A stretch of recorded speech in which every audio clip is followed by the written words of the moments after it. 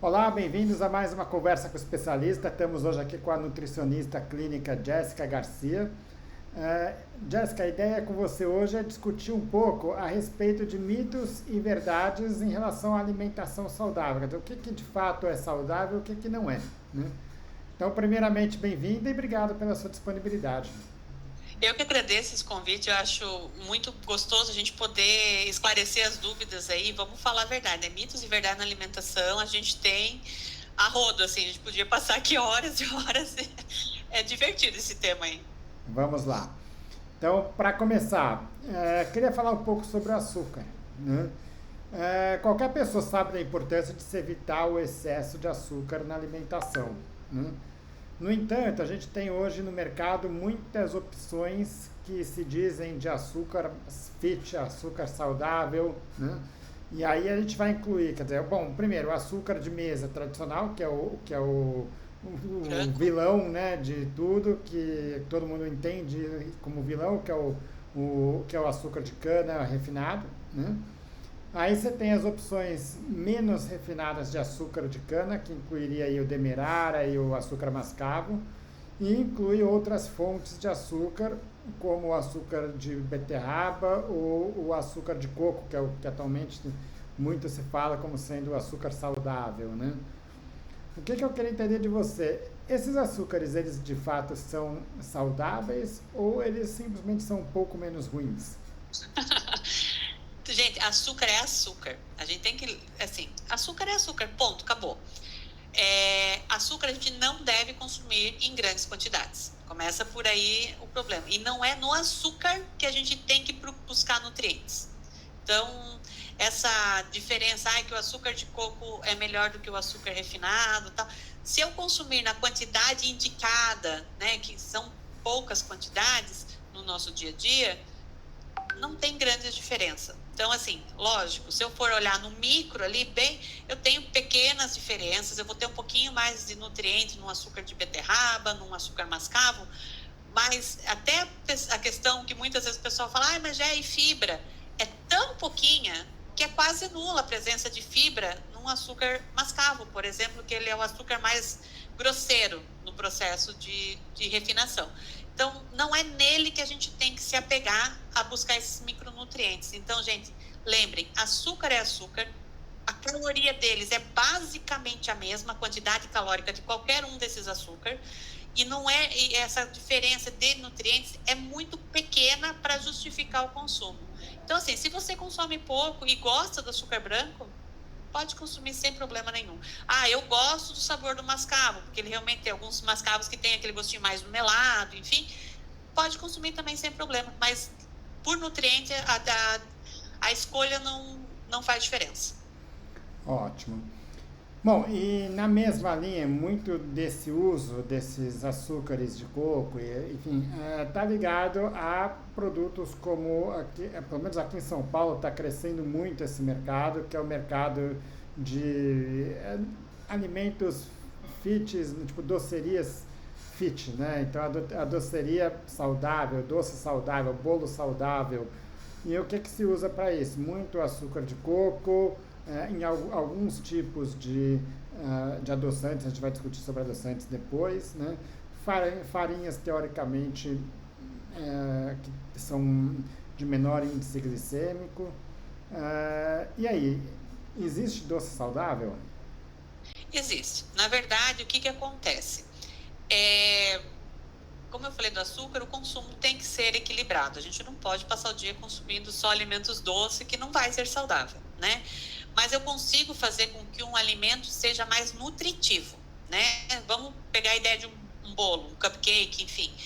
Se eu usar farinhas de amêndoas ou farinhas de oleaginosas, que são as castanhas, de forma geral, junto, mesmo que for com a farinha branca de trigo, que é saudável para quem não tem alergia, a gente está acrescentando nutrientes. Só que se eu comparar a farinha de trigo com a farinha de oleaginosas, que são as castanhas, as farinhas de oleaginosas têm muito mais calorias, né? Então, muitas vezes um doce fit, ele vai ser até mais calórico do que a versão tradicional dele.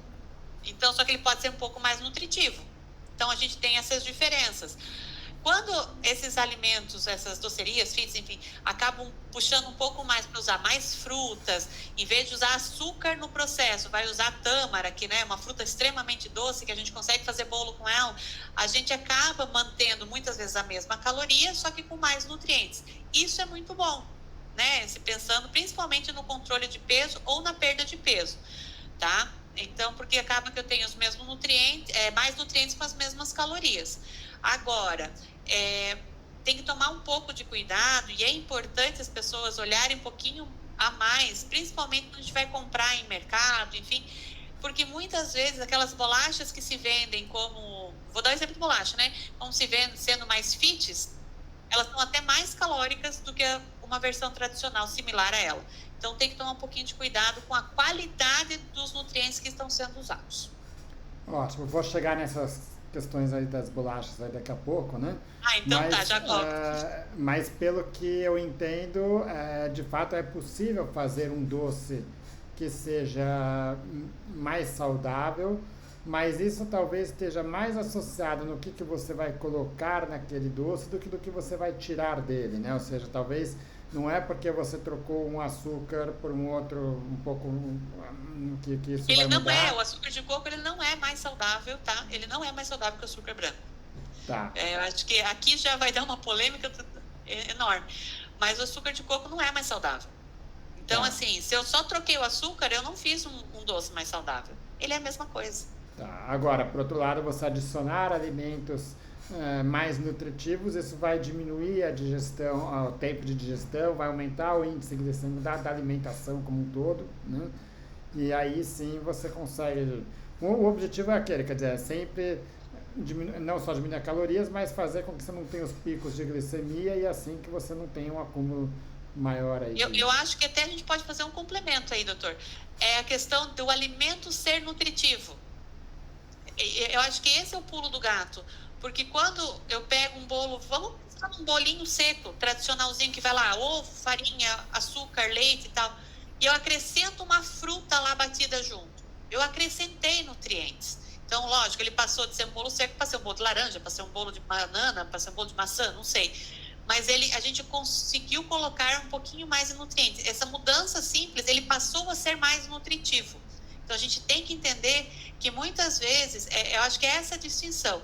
O fit não basta ser menos calórico. Ele tem que ser mais nutritivo. Aí sim, a gente começa uma conversa mais interessante. Ótimo. Bom, indo nessa mesma linha até, a gente tem os iogurtes, né? Muitas vezes iogurtes, pouca gente, vamos dizer, come um iogurte natural, sem sabor, sem açúcar, isoladamente, né? Então você vai misturar granola, eu vou até discutir um pouco sobre a granola daqui a pouco, né? Ou então você vai comer um iogurte de frutas, né? Qual que é a diferença para você tomar um iogurte de morango ou você pegar um iogurte natural e bater ele junto com o morango? Então assim, o iogurte natural, quem tomou sabe que é muito azedo, né? Então não é todo paladar que aceita e tudo bem, tá? Então, só que quando a gente vai pegar um iogurte já saborizado, e se a gente pegar e ler lá a lista de ingredientes, por isso é muito importante desenvolver o hábito de, quando você for fazer escolhas, ler a lista de ingredientes. Vão ter iogurtes saborizados, onde eles têm a saborização mais natural, e tem alguns que vão ter essa saborização de forma 100% artificial. Então, tudo que for natural ou mais natural, o nosso corpo sempre vai receber melhor. É mais fácil para ele digerir, ele tira os nutrientes de forma mais tranquila, funciona melhor, né? Se eu pegar um iogurte natural, gente, iogurte natural é super saudável, porque ele não tem adição de nada, ele é um leite fermentado, basicamente isso, né? E eu acrescentar um morango batido, e inclusive eu posso adoçar um pouquinho, porque daí quem está controlando a quantidade de açúcar daquele iogurte sou eu, ele vai ser ainda mais saudável do que a versão saborizada do iogurte de morango disponível na prateleira do mercado. Porque, veja, eu peguei o iogurte, que é só o leite, né, fermentado, peguei a fruta, e mesmo que eu pegue uma quantidade pequena ali de açúcar por conta do paladar, qual que foi a minha lista de ingredientes? São 3 ingredientes, desses 3, Os 3 são naturais, né? Porque o açúcar também não tem adição de nada. E eu tive controle sobre a quantidade do que eu estou consumindo. Já quando eu compro o iogurte de morango, e não estou dizendo que não é para consumir, tá? Mas a gente tem que entender que tem versões melhores e versões menos saudáveis, menos nutritivas no mercado. Então, saber escolher também quando eu quero saborizado, que eu não vou ter tempo de bater meu iogurte, também faz diferença. Ótimo. Bom, indo nessa mesma linha, queria falar um pouco sobre sucos, né? Porque muitas vezes a gente sabe, atualmente muito, eu acho que a maioria das pessoas entendem que o suco ele não é um alimento para estar no dia a dia, né? Ele tem muita caloria, porque as frutas têm muito açúcar e tem poucas fibras, você tira os vitaminas e fibras que estão presentes na fruta, né? Mas quando você vai, é muito comum a gente ver, é o suco integral, é o suco que só sem adição de açúcares, e aí você mistura, é muito comum o suco de uva misturado com a maçã para poder ter o açúcar natural sem o açúcar adicionado, né? Mas não deixa de ser um suco que está tirando as fibras também. Então, quer dizer, é muita diferença você tomar um suco de uva adoçado ou tomar um suco de uva que foi adoçado com uma maçã que também tirou as fibras dela. A diferença acaba sendo pequena, realmente, né? Mas a questão, de quando a gente fala de indústria alimentícia, no processo ali, mesmo que ele adoce com açúcar, a gente não tem um controle exato. Assim como com a maçã também a gente não vai saber quanto de maçã usou naquele suco para adoçar. Mas quando se parte desse princípio que foi adoçado com maçã, existiu um processo onde veio direto da fruta e a gente já utilizou. Já quando a gente faz adição de açúcar, esse processo de refinamento do açúcar, a gente perdeu praticamente todos os nutrientes que estavam presentes ali. Existe uma diferença muito grande, como você falou, entre eu comer a fruta e eu tomar o suco. Então, essa comparação entre os dois, ela acaba não sendo válida, né? Eu não posso comparar o suco de uva com um cacho de uva. Eu tenho muito dos nutrientes que ficam presentes no suco ainda, mas eu basicamente não tenho nada de fibra. Então, o corpinho meu vai lidar muito diferente com os dois, apesar de pegar os nutrientes presentes no suco também. Então, o suco, ele pode sim, e ele muitas vezes a gente consegue colocar nos planos alimentares de forma que a pessoa entenda que ele é muito mais calórico. Pensar num suco de laranja. Se eu for tomar um copo de suco de laranja, foi pelo menos 4 laranjas necessárias para fazer aquele copo de suco, mesmo que eu não adoçar com nada. Agora, quando é que eu paro e eu como 4 laranjas? É difícil, né? Eu como uma, como 2, na terceira já começa a ficar um pouco mais cheio, a quarta normalmente, se eu tiver que comer, que eu for obrigado a comer, ela já vai ser um pouquinho mais difícil. Mas a gente não tem dificuldade nenhuma em tomar aquele copo de suco. Então, a forma que foi adoçado faz diferença no sentido de ter um pouco mais de nutrientes ou não, mas essa comparação entre os dois a gente tem que entender que pode sim, se for 100% integral, que for o suco da fruta mesmo, espremer laranja, tomar laranja. A perda das fibras aqui é significativa e as calorias são muito maiores do que se eu comparar, porque daí eu preciso comparar esse copo de suco com pelo menos 4 laranjas que eu comeria. Então, essa conta tem que fechar. Ótimo. Bom, muitas pessoas que buscam uma alimentação mais saudável vai se sentir menos culpado consumindo produtos light, diet ou zero, né? Esses produtos são de fato mais saudáveis, vamos dizer assim, né? Eles são necessariamente pouco calóricos? O que você tem para dizer sobre isso? Vai depender muito dos produtos, né? A nutrição tem um grande depende aí, sempre depende de algumas coisas. Produtos light, normalmente eles têm a redução de algum item da composição.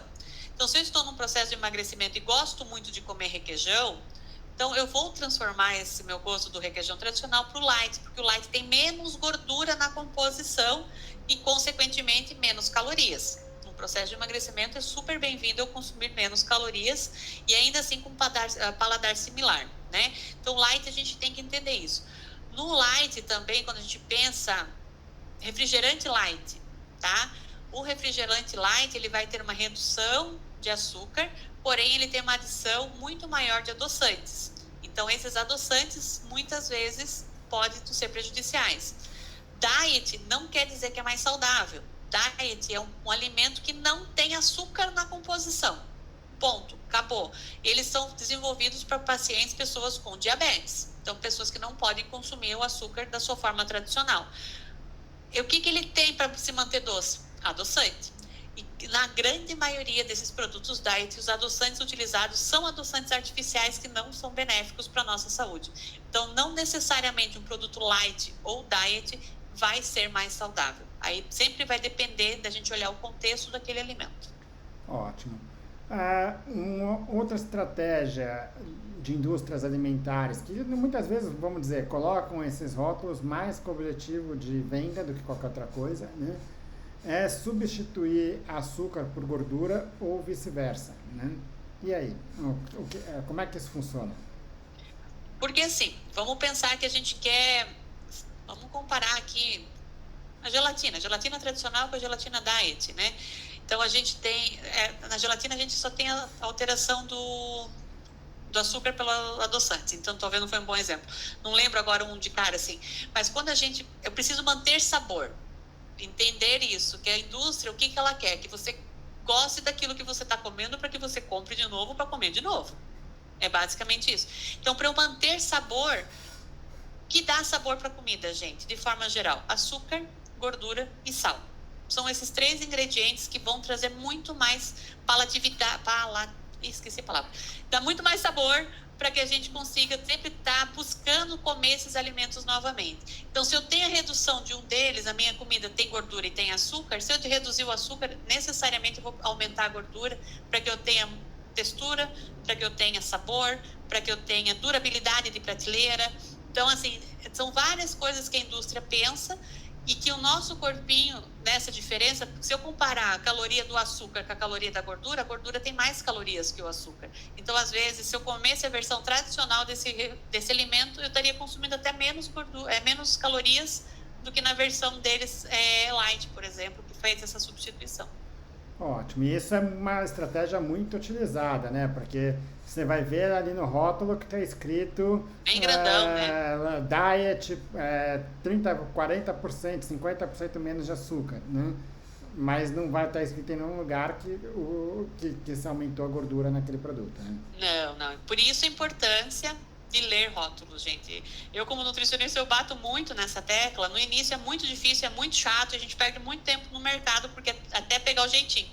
Mas depois que pega o jeitinho, é libertador, porque a gente não cai nesses golpes assim tão facilmente, porque na verdade é isso. A gente tá com pressa, olha lá, 30% menos de açúcar. Gente, coloca no carrinho e vai embora, porque no hábito, na correria, a gente acaba fazendo. Quando na verdade, muitas vezes, a versão tradicional daquele alimento ia ser mais saudável. Ótimo.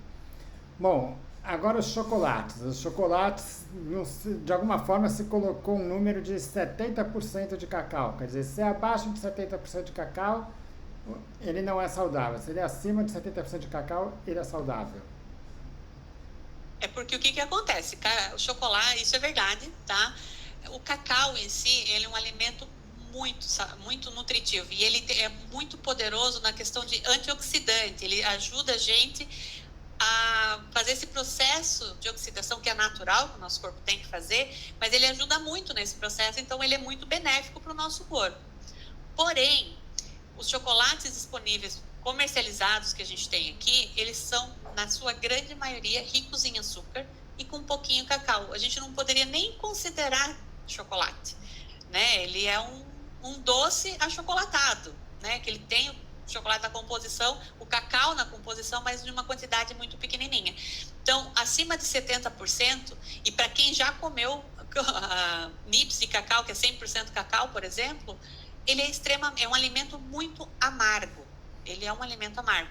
Então, é difícil para o paladar brasileiro se adaptar a alimentos tão amargos quanto o cacau. Então, por isso que nós temos esse hábito do chocolate ao leite, do chocolate branco, que na verdade é a manteiga de cacau adicionada de açúcar e leite. Então, ali no chocolate branco, o cacau em si a gente não tem, a gente só tem a manteiga do cacau presente. Então, que já tem menos nutrientes. Então, realmente, é verdade que os chocolates, para serem saudáveis, eles precisam ser 70% ou mais. Ótimo. E para quem quer o chocolate saudável, vale aquela discussão que a gente teve prévia, né? Que tem muitos chocolates dessas docerias, teoricamente, mais saudáveis que já adicionam frutas, adicionam laranja, morango, outras coisas no chocolate. Isso também ajuda a tornar Com ele um pouco mais saudável. Com certeza, porque daí são adição de outros nutrientes que o cacau não está oferecendo. O cacau oferece X nutrientes. Quando eu faço adição de uma fruta, e daí cada fruta vem com sua carga importante nutricional, ela vai estar adicionando. E muitas vezes é aquele passo que precisa para a pessoa começar a se habituar com o sabor daquele alimento, para lá na frente a pessoa às vezes até chegar a comer o alimento in natura. Ótimo. Bom, uma coisa que a gente fala até aqui, é muito comum a gente falar, o açúcar de coco, esses chocolates são mais saudáveis, tem que lembrar que também são muito mais caros, então isso faz com que você coma menos, né? Esse daí, quando dói no bolso, normalmente a gente tem um controle um Então, pouquinho melhor, né? vamos falar, o açúcar de coco, esse talvez seja o motivo pelo que o açúcar de coco de fato ele é mais saudável, né? Porque... Pode ser, gostei dessa ideia aí. Pode ser que eu comece a aderir a ela quando eu for falar com os pacientes. Gostei. Bom, vamos lá. Um alimento que as pessoas veem como sendo muito saudável é a granola, né? Afinal de contas, são feitos com vários grãos, parece um produto natural, saudável, né? Mas ele é tão bom assim, quer dizer, quando que ele é bom e quando que ele tem que ter cuidado aí com ele? Então, granola, gente, ele pode sim ser um alimento muito saudável, porque é um alimento onde a gente vai ter bastante fibra na composição, se ele for adequado. A gente vai ter o acréscimo das castanhas, de forma geral, que não é um alimento que a gente tem no nosso hábito alimentar, está consumindo com frequência, e eles são extremamente saudáveis. Em pequenas quantidades, a gente já tem um benefício bem grande no consumo deles. A gente pode ter frutas desidratadas junto, então, pessoa que não tem o hábito, por exemplo, sei lá, de comer damasco, que vai ter um complexo nutricional ali, que a gente não tem o hábito, vai estar ali picadinha dentro da granola. Então, ele pode sim ser um alimento bem legal para consumir.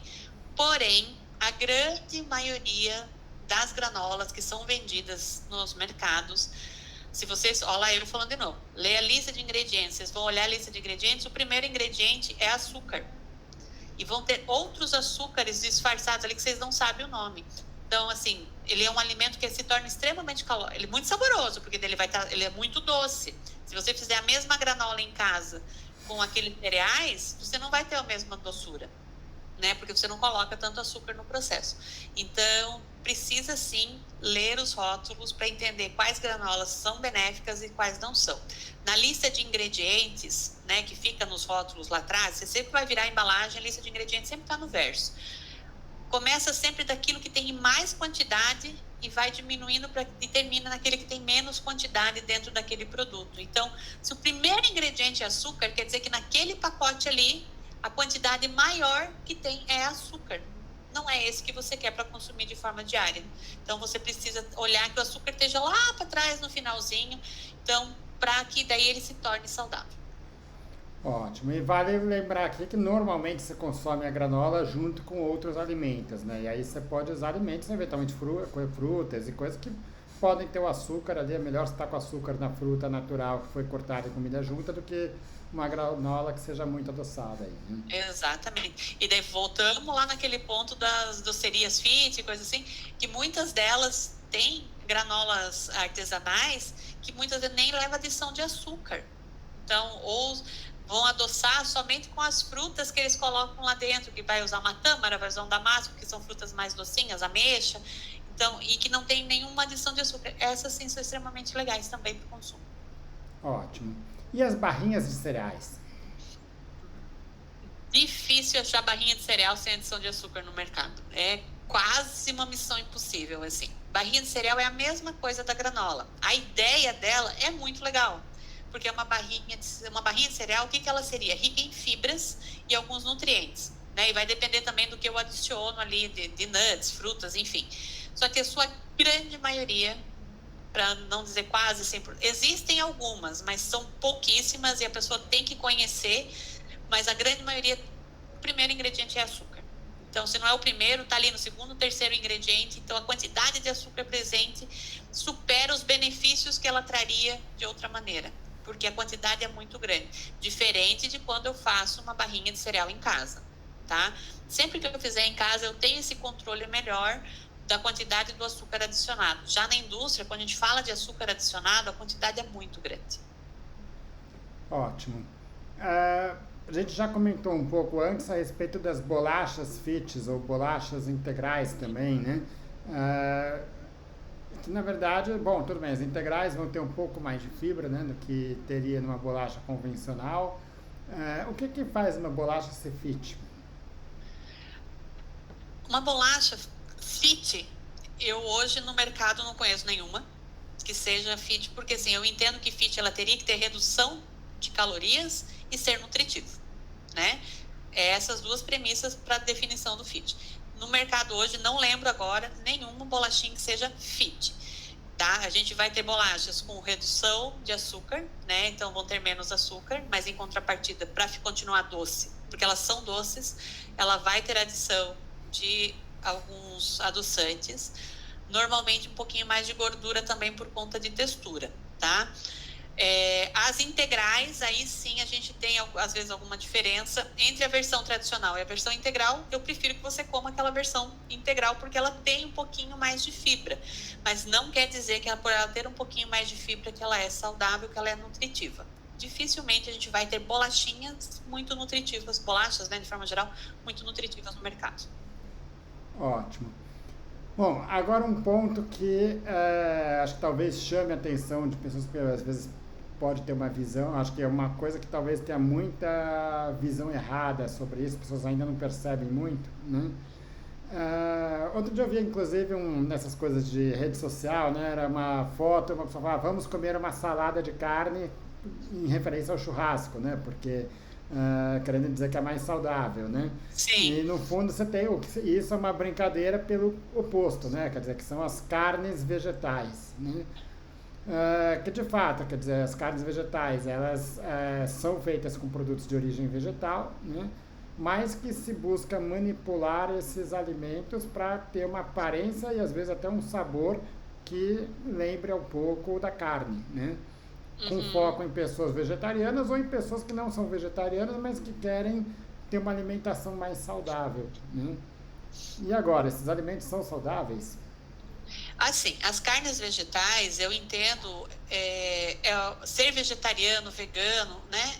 É um estilo de vida, é uma opção da pessoa não querer consumir nada, né, de origem animal.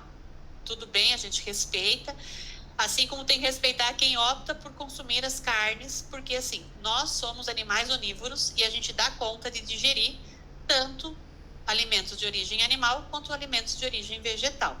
Fomos feitos para isso e funcionamos muito bem dessa maneira, né? Então, quando a gente fala das carnes vegetais, a gente tem opções, de novo, muito boas no mercado, como opções não tão saudáveis. Por quê?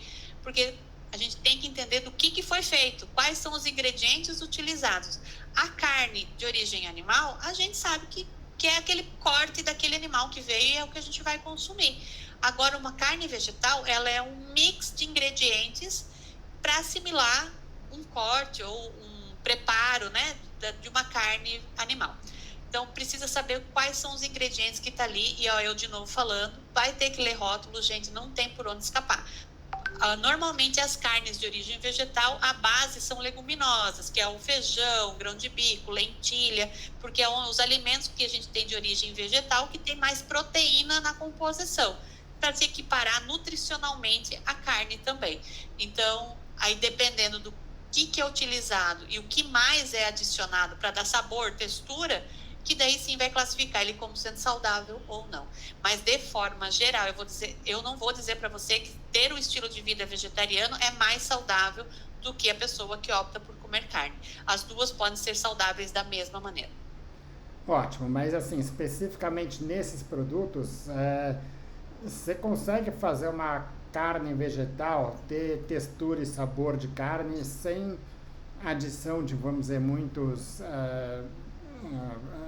corantes Aí que mora o perigo, porque assim, de forma geral, as carnes vegetais disponíveis hoje, né, eu estou falando de mercado grande comercializando, né, gente? Eu não estou falando de forma artesanal.